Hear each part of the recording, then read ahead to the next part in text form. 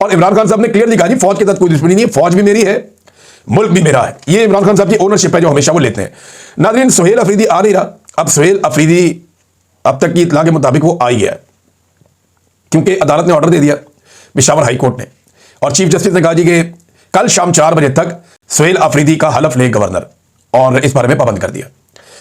अब काला कपड़े मुंह पे मल ली थी गवर्नर ने भी और एस्टेब्लिशमेंट ने भी, और सबने ये कह दिया जी ये तो नहीं आएगा। और टाउटों को मेरा मशवरा है, देखें अब आप एस्टेब्लिशमेंट के अंदर वो बात रही नहीं। ये माजी में जो बात करते थे वो पत्थर पे लकीर हो जाती थी, तो आप दावा कर देते थे कि ये तो कभी नहीं होना। तो अब एस्टेब्लिशमेंट के कहने के ऊपर ना आप किसी को खत्म शुद्ध ना कहा करें।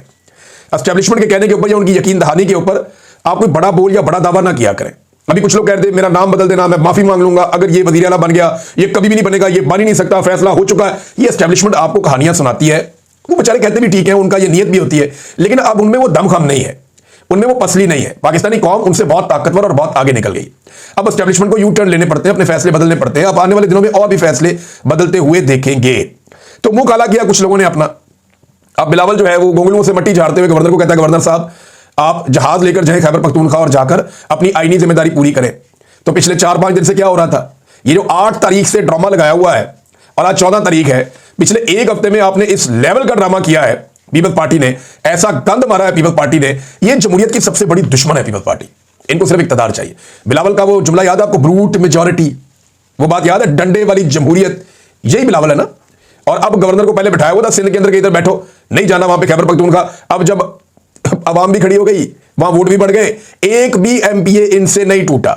इनकी सारी उम्मीदें ये थी कि पैसा वैसा खर्च करके वहां पे जो ताकत है एस्टेब्लिशमेंट की उसको इस्तेमाल करके कुछ एमपीएस तोड़े जाएंगे, इलेक्शन को डिले किया जाएगा और अपना वज़ीर आला लेकर आ जाएंगे। अब इस चक्कर में मौलाना फजल रहमान साहब की बाचियां खेल गई थी। मौलाना फजल रहमान साहब का किरदार जो है पाकिस्तान की सियासत में हमेशा बहुत अजीब और घिनौना रहा। मुशर्रफ दौर के अंदर मुशर्रफ को सपोर्ट करना हो, मौलाना फजल रहमान साहब ने अपना किरदार अदा किया। हर डिक्टेटर को मौलाना फजल रहमान ने सपोर्ट किया और उसके बदले में अपने लिए और अपनी फैमिली के लिए फायदा हासिल किया। ये हमेशा इक्तदार के अंदर रहे। अब इन्होंने एक नया फॉर्मूला निकाला है कि इक्तदार के अंदर नहीं रहते हुए भी इक्तदार के अंदर रहना है, यानी अपोजिशन पे बैठ के भी हुकूमत का किरदार अदा करना। जैसे 26वीं आईनी तरमीम में इन्होंने अपने फायदे हासिल किए और बड़े आराम से जो एस्टेब्लिशमेंट चाहती थी वो मौलाना फजल रहमान साहब ने करके दे दिया।